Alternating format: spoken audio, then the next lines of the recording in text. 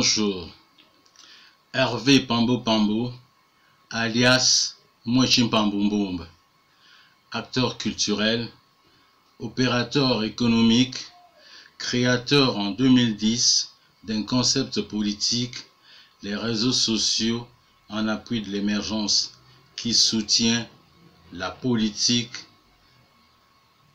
d'Ali Bongo Ondimba.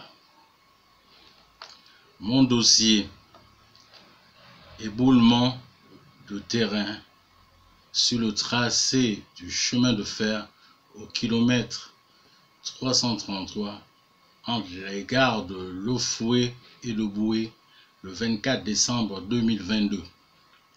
S'agissant des aspects techniques, j'ai l'honneur de m'exprimer ici en ma double qualité d'acteur politique et de technicien du chemin de fer. En effet, sur la deuxième référence, je suis de formation chef de district voies et bâtiments de la première promotion 1976-1980, formé au Gabon et en France. J'ai exercé à l'OCTRA pendant près de 25 ans comme responsable des engins spécialisés d'entretien de la voie. Mes fonctions m'ont amené aussi à être confronté régulièrement aux aspects sécuritaires, ce qui modestement me permet de donner quelques appréciations liées à ce grave incident sur la voie. La fonction sur le terrain la plus habilitée par rapport à cet incident est celle de chef de district voie, formé principalement aux besoins de l'entretien de la superstructure, tracé, rail, traverse, appareil de voie, et accessoirement aux besoins de la surveillance des infrastructures en terrain naturel ou en terrain rapporté, tranchées, remblais, tunnels, et à la surveillance des ouvrages d'art, buses, ponts en béton précontraint, ponts métalliques.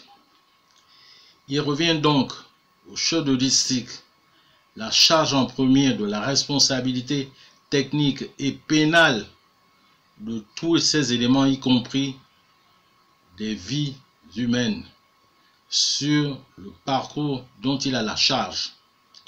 L'exploitation commerciale de la voie va influencer l'état physique de ces éléments.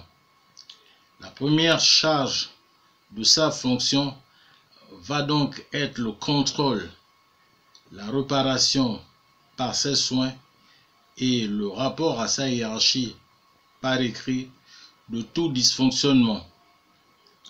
De prime abord, cet incident relevant d'une cause naturelle, subite, glissement de terrain, ne peut lui être directement imputable. Bien heureusement aussi que l'incident, bien qu'ayant causé des dégâts matériels très graves et des blessés, n'a pas occasionné des pertes en vies humaines.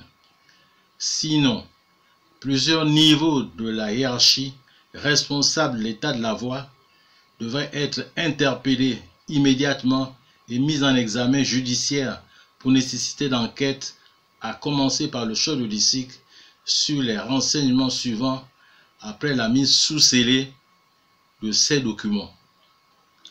Présentation du dernier enregistrement équipé Matiza ou Placer.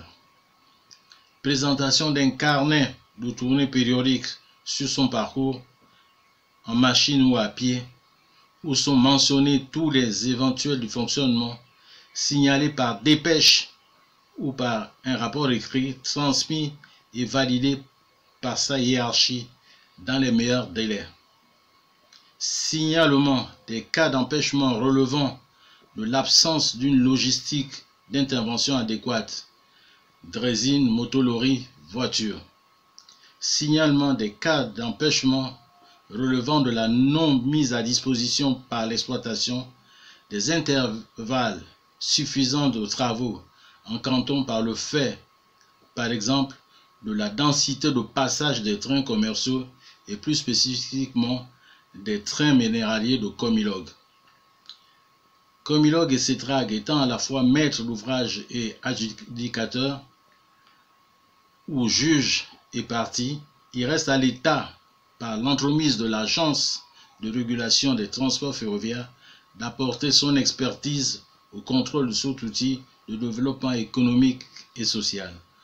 Aucun engin de contrôle n'est opérationnel depuis la prise en charge par Comilog de l'entretien de la voie. Autorail de contrôle de la voie, draisine d'inspection des ouvrages d'art, motolori, commandé et reçu mais mis au parquage définitif sans jamais avoir servi. Il serait tout aussi important de faire un audit sur tout le personnel technique de la voie. Je vous remercie. Hervé Pambou Pambou, alias Monchin Pambouboum, DG Denifer.